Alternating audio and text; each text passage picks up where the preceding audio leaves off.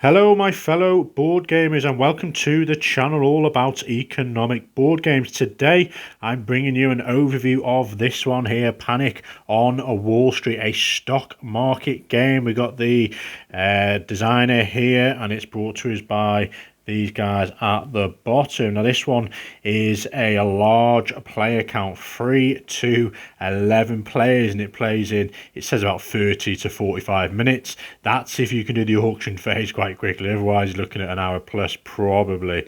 And it's a lightweight game, but with a slight twist almost in this one, because some of the players will be playing as managers, will be running these companies and make as much money as you can from the investors. So other players will be playing as investors. So let's just assume a 5-player game. You'd have 2 managers, these guys here and these guys here, and then 3 investors at the top there. You all start with $120,000, and there'll be a winner from the investors, whoever has the most money at the end of the game, and a winner from these 2 managers. So you have almost 2 winners in the game. They're not competing against each other, so they're just trying to negotiate and what have you. And like any good old stock market game, prices are going to fluctuate. You've got 4 different companies, with blue, which is low risk, to high risk, and you can see as this shifts, it can only ever go as low as 20, but only as high as 40, whereas red can go all the way up to 70, but down to minus 20. So you can see the fluctuations there. There's going to be 5 months for playing out, so basically 5 rounds, and you're going to be playing each of these phases as you go through, which I'll explain.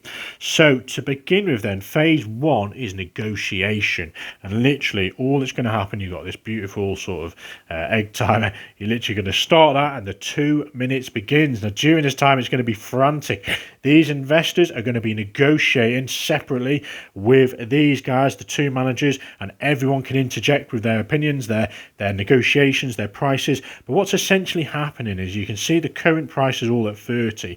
The investors are going to be saying to the managers, look, I want to invest in one of my tokens into your green company. I will give you 20 what should we say, $20 million or $20, whatever you want to call it. So they're going to pay 20, and this manager's like, well, what can you offer there in the blue? Oh, I'll give you 25.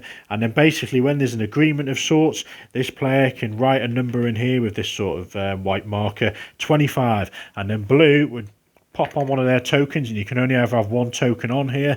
And then yellow comes along and says, right, I'll pay you 40 and I want to close the deal. And this manager's like, yes, let's do it. So they chuck this blue token back to that player. The yellow token comes on, and you can turn it the other way around to say it's closed. Now, why is that important? That now means that no one can affect or increase the price or make bigger bids during this 2 minutes. And then basically this is going to be really chaotic. These guys are like, right, I'll do both of these blues for a total of 50. And they're like, right, up it to 60 and I'll do it. So then they take these 2 tokens. They've said, right, we'll do it closed. And then each of these will be 30 each. And then I can't kind of do both things at once, but you'd write 30 in there. They've closed the deal. And then maybe another player, yellow, is like, right, I want to buy this for 10. Are you having a laugh? I'm not paying charging 10. I want 20 for this. It's red. It's high value at 30. So this continues until this has run out of time. And if you've not managed to write a price in here or get your marker across, and it's just a verbal agreement, then it does not stand. You need your counter on here with a written sum in there. And that is literally phase 1 negotiation. So technically that should take you 2 minutes. The next phase is investor income. So what you're going to do is roll these 4 dice. Let's just do that now. So blue stays the same at 0. Green's gone up 2. Red has gone up 7. So you can see you can never go higher than these. But yellow has gone minus 3. So it's down to minus 10. So it's a bit of luck really what you've invested in. But now after the first round, you can kind of really gauge where these might be going for negotiations on the second round. But if you're looking at the dice, plus 7 on a red, it could equally go, I think there's a minus 7 on here as well. So have a good look at the dice before you start playing to give you a rough idea of which companies, how highly risky these are and how low risk they are. So you've rolled the dice. You then do the investor income. So you look at your companies, and let's just say yellow has acquired this green one, so they're going to get paid $40 from the bank. So we've got all this money on the side here, and you basically go investor by investor. So these guys have 2 blue, so that's going to be 2 times the 30, 60. So you pay out all the money from the bank to these players here, and you then move on to the number 3, manager income. So these managers, so I'm just going to kind of squiggle with my left hand. Let's just say these guys had done this one for 15. That's not too bad, is it? So these guys would now ask for the money from whoever's tokens are on there. So there's a yellow token, so you flick them all back over. So for next round, they're all ready for that one, so you don't have the closed ones. They go, right, yellow, you owe me 15 for having invested in this green company.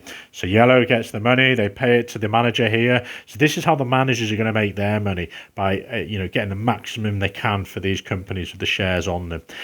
They get their money, then these guys have to pay the management costs, which is number 4 there. So that is $10,000, should we say? So yeah, it's in thousands rather than the millions I said at the beginning. They've got 3 companies, so they're going to be paying $30,000. Irrelevant if anyone invested in them or not. So you can see they didn't acquire any money for these 2, should we say? So they're having to pay 30 grand, but they only got 15 for having sold that one. So they're a negative 15 currently.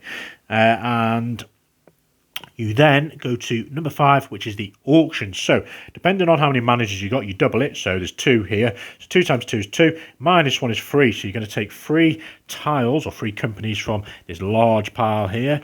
And one player is going to be auctioneer, preferably one of the investors. They're going to reveal one at a time. And these guys are going to bid on them. So you can see this one is a blue company, but it's a ×2. So what's going to happen is this company, let's just say these guys bid 15. These go 20. They go 25 and they win it.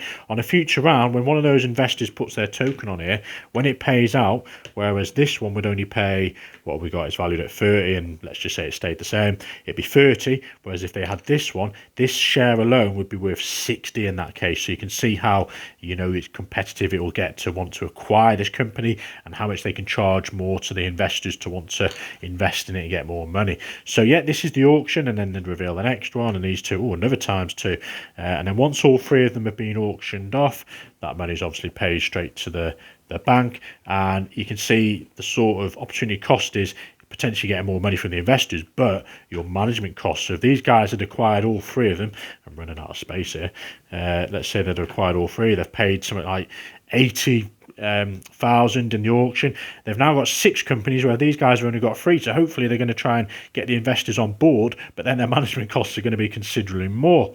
You literally then go to you sort of tick off month 1, you go to month 2, and you kick off again with the negotiations. So you turn that egg timer, and then the madness begins. Now these tokens stay on there, so if you'd invested, say, on this one on the last turn, it remains on there at that price. The investors could say, look, I'll keep it on there, but you're going to have to reduce it to 10.